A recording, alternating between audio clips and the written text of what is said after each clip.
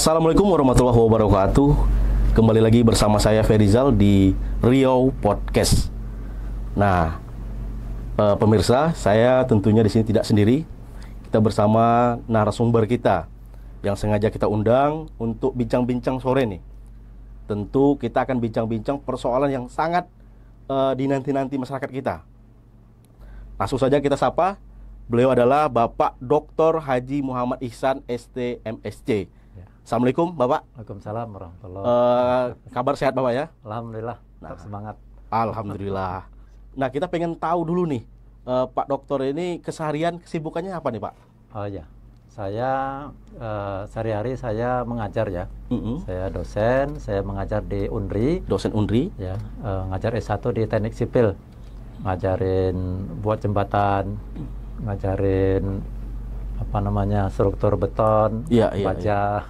Iya. Kemudian ngajar S2 juga di Teknik Sipil juga di studi perkotaan, kemudian di lingkungan.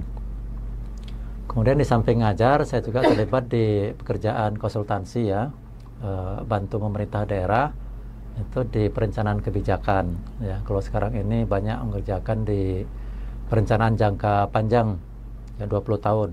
Jadi mulai dari nasional itu kan sekarang sedang menyusun rencana jangka panjang 20 tahun. Kalau dulu kan GBHN namanya. GBHN, ya. Kalau sekarang rencana pembangunan jangka panjang nasional 20 tahun. Nah, kita di daerah nyusun juga. Saya bantu di provinsi untuk Riau, juga beberapa kabupaten kota. Ya, termasuk Pekanbaru juga ya bersama tim ya. Jadi membayangkan merencanakan 20 tahun ke depan ya, dari sekarang. Pekanbaru ini menurut saya seolah-olah seperti tidak diurus. Banjir ya, itu bukan setahun 2 tahun ya, tapi sudah sangat lama ya. Dan kecenderungannya bertambah parah. Benar. Ya, kemudian jalannya juga gitu. Ya, meskipun ada pergantian pemerintahan ya, pergantian kepala daerah, tapi ya, lubangnya makin lama makin banyak dan langkah-langkah yang dilakukan itu seolah ya, hampir tidak berdampak. Ya, jadi menurut saya perlu ada keseriusan ya, dalam mengurus kota ini, ya, baik keseriusan dalam komitmen, ya, dalam pendanaan, ya, maupun dalam hal prioritas. Ya. Memang kalau kita lihat hari ini khususnya Kota Pekanbaru, memang persoalan banjir, persoalan jalan berlobang, sampah, bahkan hari ini yang meresahkan masyarakat kita masalah parkir ini Pak. Iya. Ini persoalan-persoalan yang sebenarnya kita lihat belum bisa diselesaikan. Iya. Nah, sebenarnya untuk menyelesaikan ini, jika nanti nih Bapak mendapat amanah dari masyarakat Kota Pekanbaru, apa nih langkah yang akan dilakukan?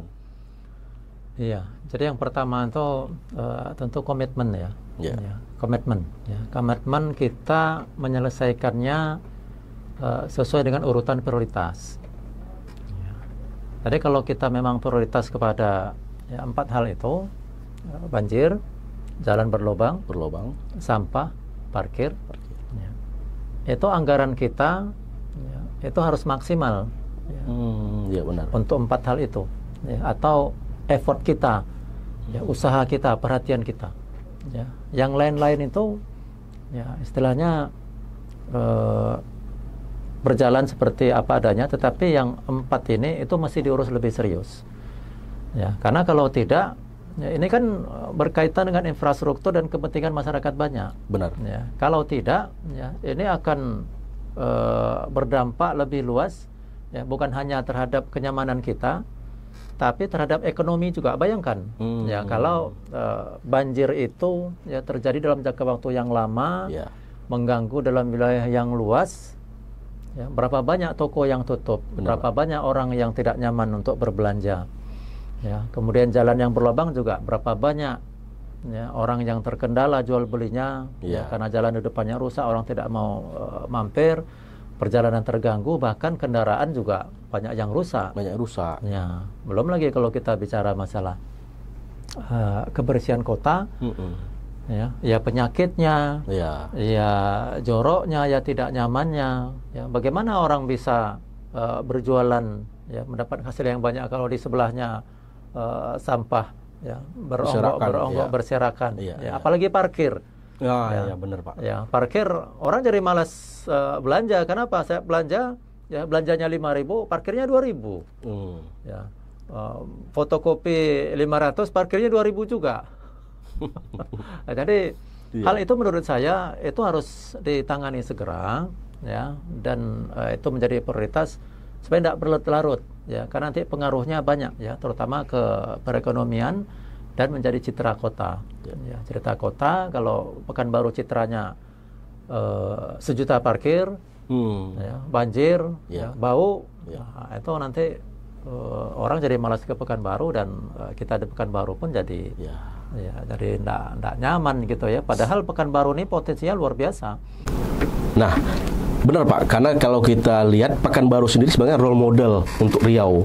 Karena siapapun yang datang ke Riau tentu ke Pekanbaru dulu. Nah, sebenarnya Pekanbaru ini ya ibarat ruang tamu, ya harus tertata rapi nih. Tentu orang-orang yang dipercaya ke depannya harus mampu menata nih.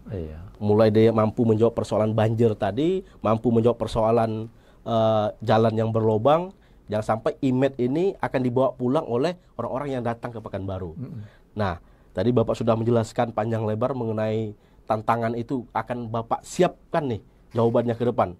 Tentu Bapak selaku orang ahli tata ruang kota khususnya pasti mampu menjawab ini nantinya. Nah, terakhir nih Pak, harapan Bapak bagi masyarakat Kota Pekanbaru seperti apa?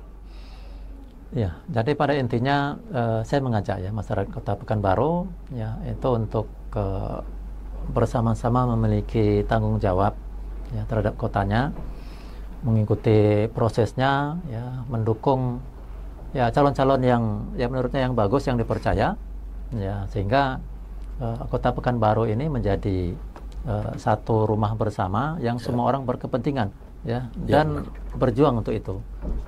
Saya kira itu. Baik, kita sudah bincang-bincang nih bersama Bapak Dr. Muhammad Ihsan. Kita sudah sampai kepada penghujung diskusi nih Pak.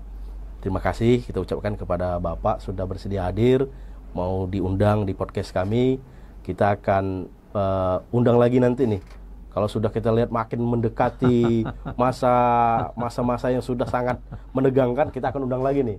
Agar masyarakat Pekanbaru tahu Bapak benar-benar nih ingin membuat suatu perubahan yang besar di Pekanbaru. Sudah jenuh nih melihat kok tidak ada perubahan dari hari ke hari, dari periode ke periode, ya sepertinya Pekanbaru tidak ada perubahan. Bapak hari ini siap menerjemahkan diri Bapak siap menerjemahkan pikiran Bapak, ilmu Bapak untuk membuat Pekanbaru lebih baik ke depannya, yang merupakan role model dari Provinsi Riau sendiri. Mungkin kita cukup sampai di sini, pemirsa. Terima kasih sudah terus mengikuti Riau Pak TV di program kami Riau Podcast. Kita akan undur diri. Wabillahi taufiq wal hidayah. Wassalamualaikum warahmatullahi wabarakatuh. Waalaikumsalam.